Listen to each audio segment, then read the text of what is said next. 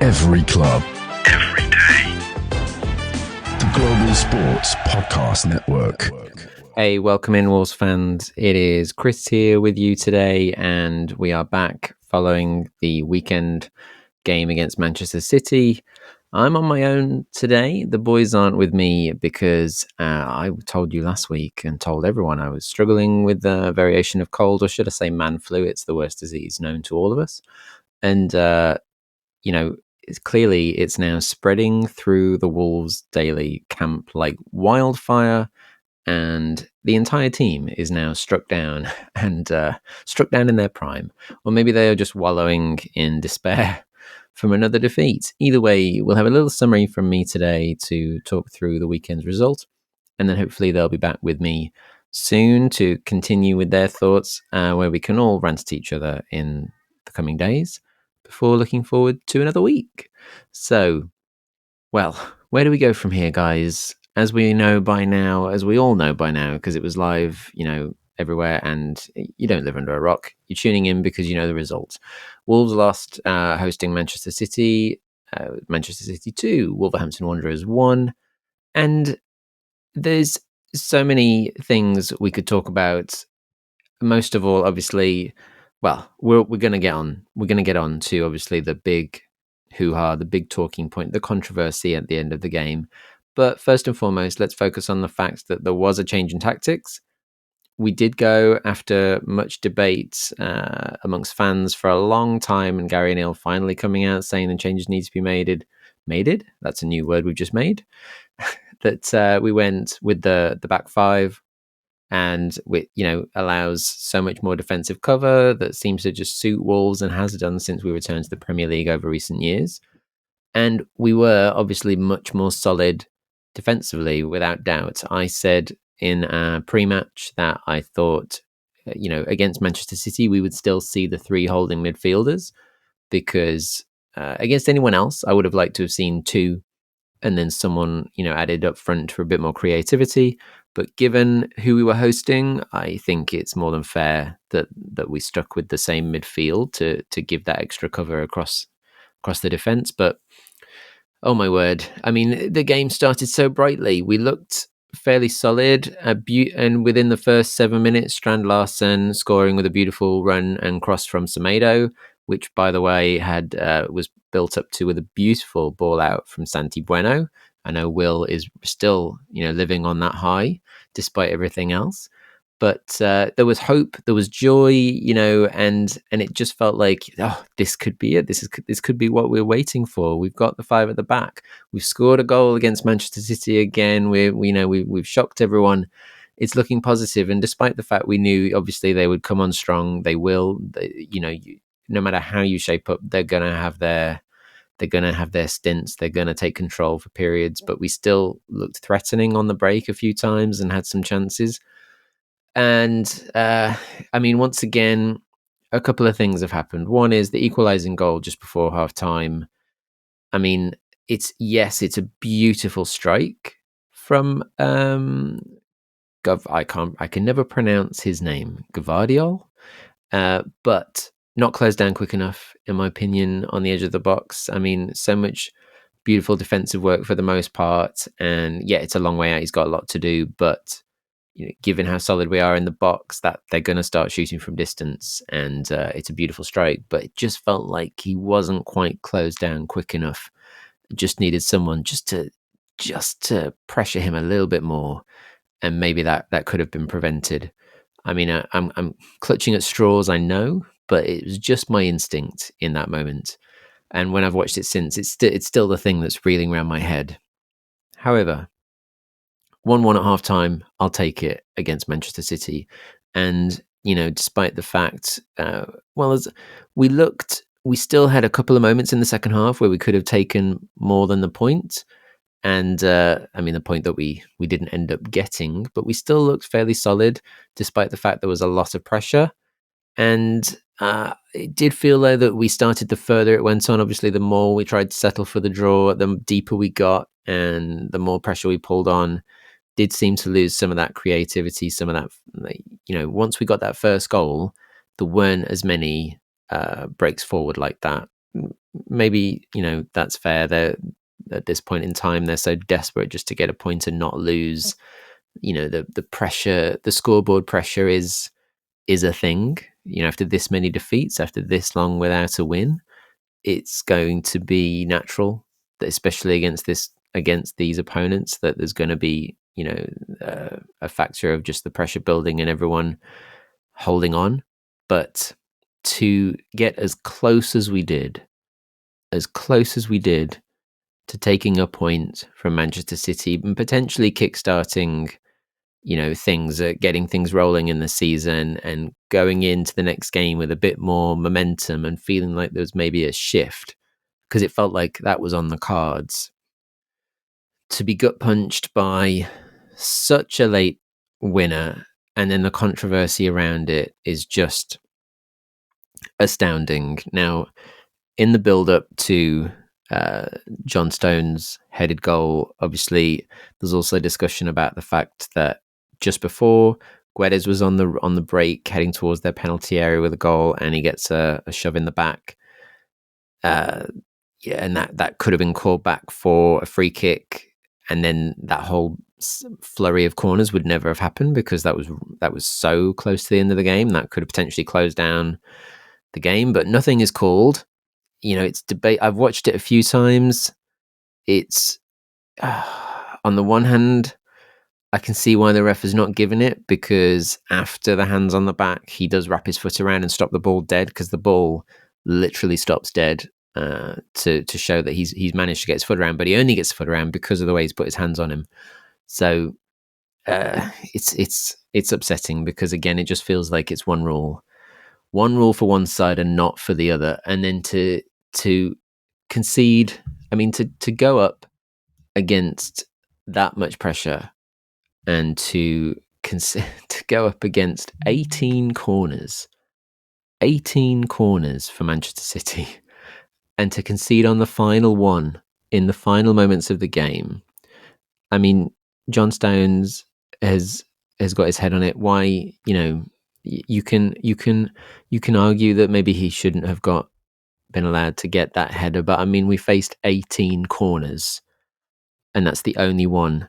This is the only one that had an impact, and then it's surrounded with the extra controversy, which is just it's just left me, the entire event, the entire process has just left me reeling, everyone. I mean, I feel we felt before the weekend, an element of fatigue. I think we all spoke about it, the series of results, the mood, everything going on. There's a sense of exhaustion, of just needing something to happen, a shift, something, and then, to feel like that might have been on the cards, the turning, and then just this, they give the goal for a moment, then it's given offside, and then VAR step in and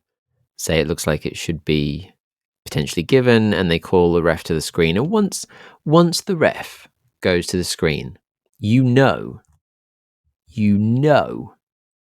going to be overturned, like given back again as a goal. You just know it.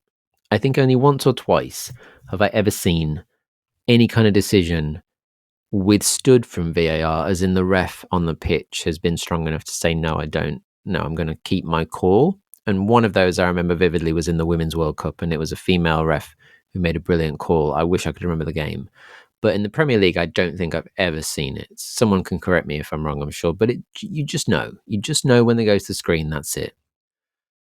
And just, I mean, it felt like the cheer when it was given offside, because Molineux erupted, feeling like this was a moment to rub it in the face of Man City and get the point. But then you just feel like it's another stab in the back. Not even in the back. It's a kick in the teeth from VAR again, from the refereeing committee again. And I can understand Gary O'Neill's post-match conference, I can understand his comments, because at this point he's, he knows his job is on the line. He knows he's under intense pressure. He also knows how many decisions we all do, how many decisions went against us last season, not to mention seasons before, but last season under his, his reign went against us. And now this, when he's most under pressure to have this weird situation with a player in an offside position, and then the debate about whether it's impacting play or not, when we had the same situation with the Max Kilman goal against West Ham last season. It's, as always, it's the consistency that is the problem. Arguably, both goals should stand. You can look at it either way, but let's say both goals stand. Yes, it doesn't help us for this weekend, but at least it's consistent. But it's the inconsistency that is most frustrating. And the fact that in his post-match statement, Gary Neal points out, when he's being asked about it, that, they sent forward evidence last year over the West Ham goal about the fact that line of sight was not blocked, because whereas Chuera didn't move fully out the way, he's short, the goalie could see, the goalie admitted he could see, and clearly the ball could be seen. But the referees committee said that it was the fact that he was in close proximity to the goalie last season, that it was still not given because he was in close proximity. And then this season they've gone ahead and said that no, it's because it's nothing to do with that. It's because of the fact that the line of sight is clear. But he's in close proximity. He can't be any closer before he moves. And they've ignored the fact that just as the ball is coming, he steps back and shoves into Jose Sarr. Now, you can debate the fact that, well, I don't think it's debatable that, if you've got a player who's shoved up against you and you're having to shove him away from you as the ball is coming in, and you have to have half an eye on that person who is up against you. You can't not. He's in your vision and you've had to shove him away. You can't have a set stance. He can't come for the cross. Yes, he can't be offside from the initial corner, but he's impacted him in such a way that then he's not immediately crouched. He's not immediately to the side. He's there in his vision and impacting his decision making and his choices and his awareness, because he has to have an eye on him, and he has to have an awareness of him, and he has to be able to make sure he's not going to interfere with the ball coming in. So even if he can see the ball, there's arguably still impact there. He is close enough to be impacting his play.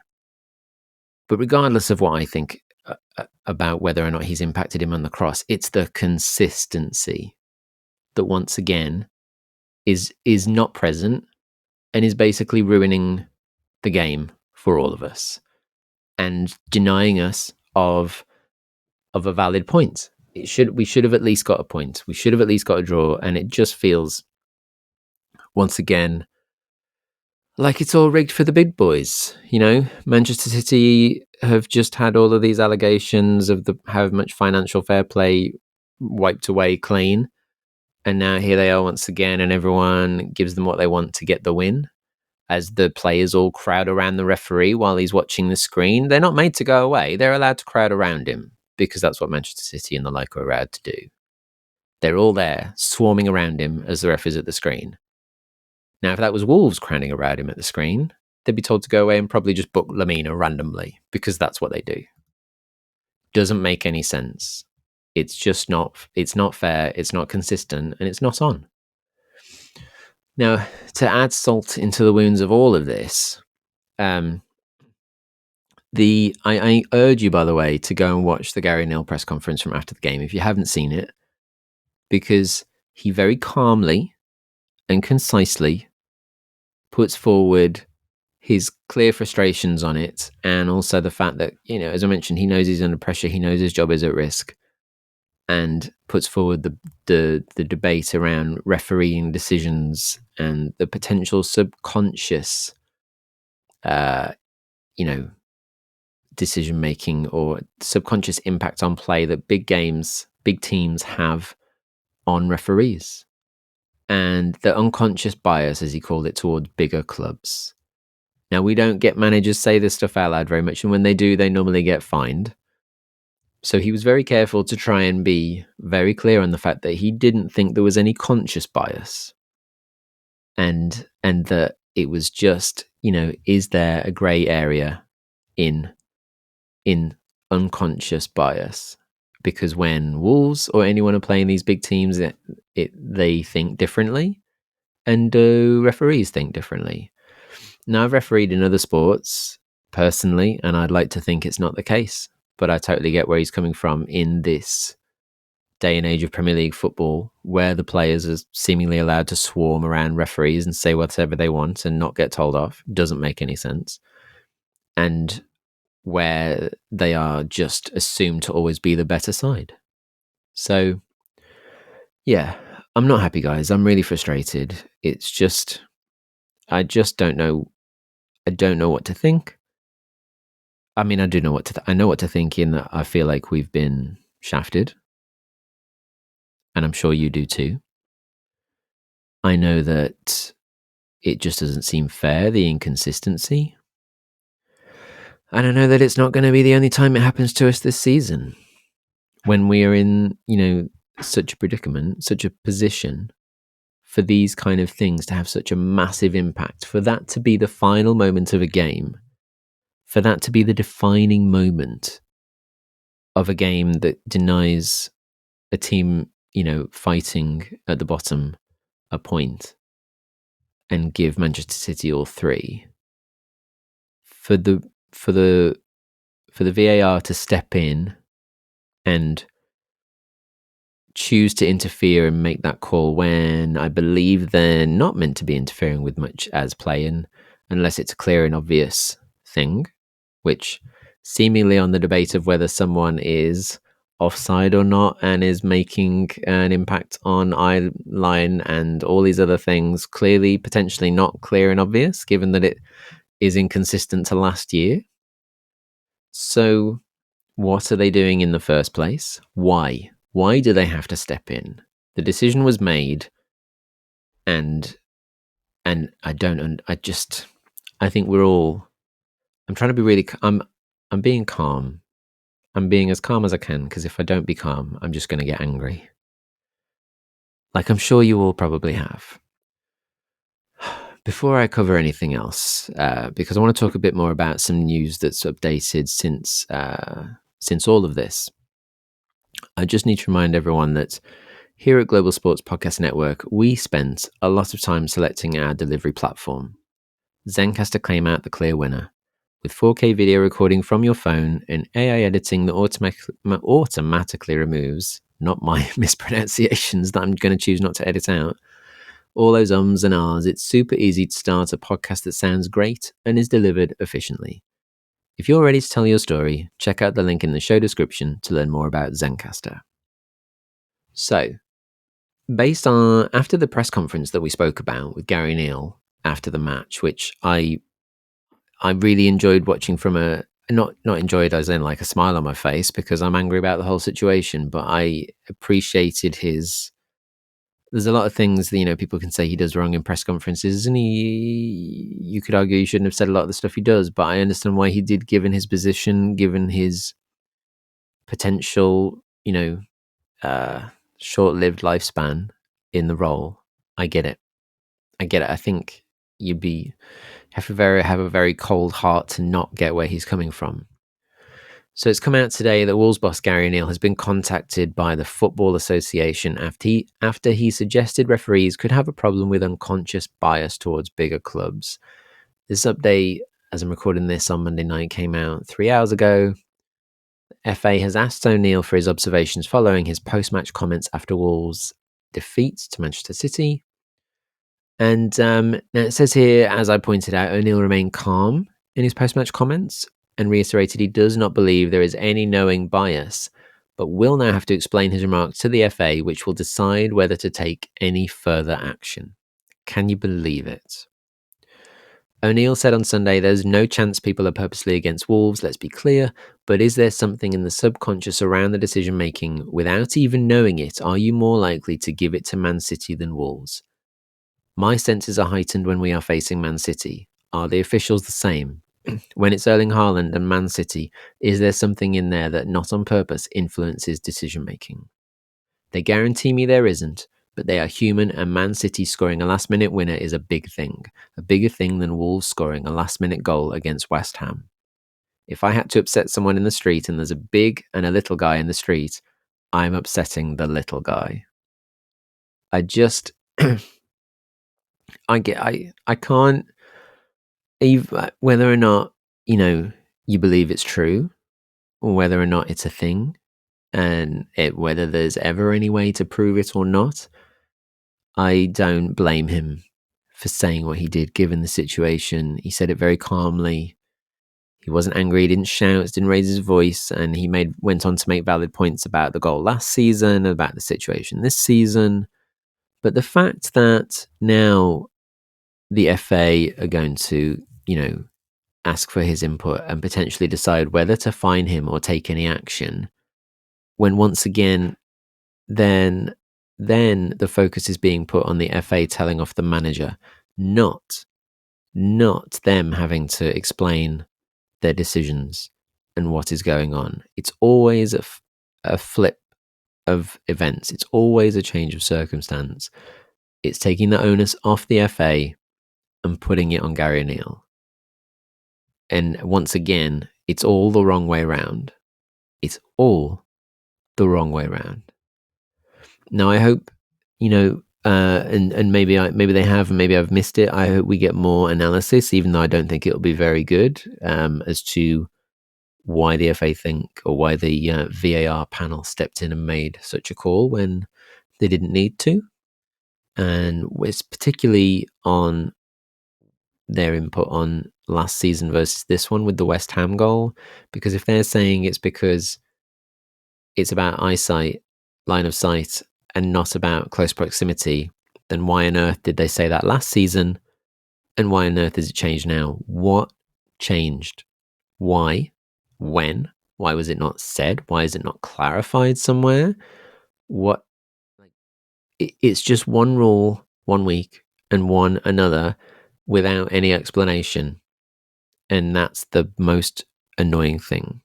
It's not fair. It's not clear. It's never explained. It's just constantly changed. The goalposts, to use the football analogy, are constantly moving. They're constantly shifting to whatever makes them look better on the day. And that's the most frustrating thing. And it's a shame because we looked strong. We looked, yes, we defended a lot. Yes, Manchester City had a lot of corners. But until that one moment, they weren't a problem. Dawson in the back five was once again able to basically mark Haaland out of the game. Did not have a sniff. He's done it twice at home, and it's a beautiful, beautiful thing. It was a brilliant goal. Strand Larsen scoring again. The fact that he's scoring, he's consecutively now and still popping up and looking lively is great.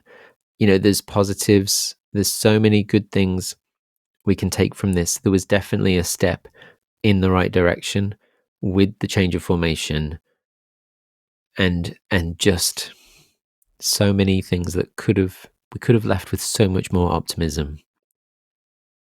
And we can't lose that. We can't lose the fact that it wasn't perfect. I'm not saying it was great, and there was still way more that could have been done.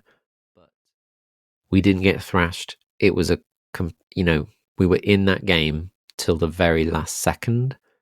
And when you compare that to Brentford before the break, I mean, that's what we wanted, right? We wanted to be in the game. We wanted to be competitive. We wanted to see an improvement. And I think we saw that in one form or another at points throughout that game. We saw that shift.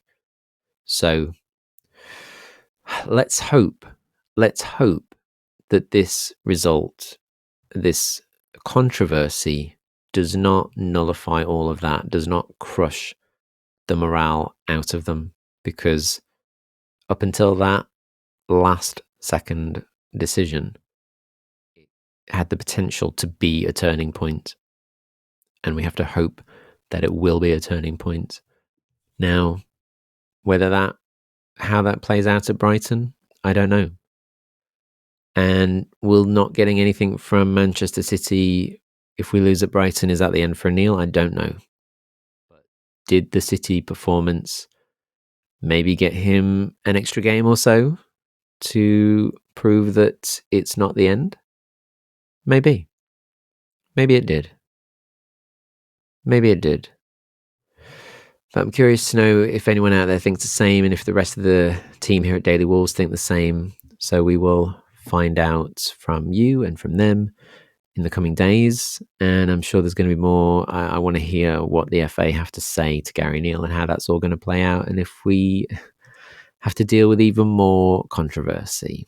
So I'm going to leave it there because I am still getting out of this cold and we are all suffering. Don't forget, you can always reach out to us. We're on Twitter at GSPN Wolves, and we're here with you the rest of the week in one form or another at various points to discuss more of the ongoings and outgoings and all the other things. So till next time, people, just remember that in spite of all of this, out of darkness cometh light. Every club, every day. The Global Sports Podcast Network.